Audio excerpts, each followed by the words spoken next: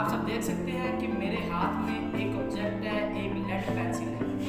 जब हम इस लेड पेंसिल को वाटर में डालेंगे तो आप देख सकते हैं कि ये ऐसा महसूस हो रहा है कि जैसे पेंसिल टूट गई हो। अब सवाल ये पैदा होता है कि ये पेंसिल क्यों ऐसे दिखाई दे रही है।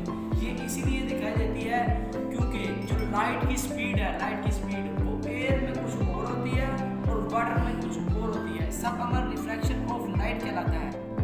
आप लोग ये देख सकते हैं मेरे पास एक सिक्का है और खाली गिलास है। इसके अंदर हम सिक्का डालेंगे तो हमको निचली सतह मतलब कि निचली सतह नज़र आ रहा है। जैसे ही हम लोग इसके अंदर पानी डालेंगे आप लोग देख सकते हैं कि ये सिक्का जो है हमें ऊपर नज़र आ रहा है, पानी की सतह ऊपरी सतह पर नज़र आ रहा है। ये सब कुछ रोशनी की रिफ्रैक्शन का कमाल है।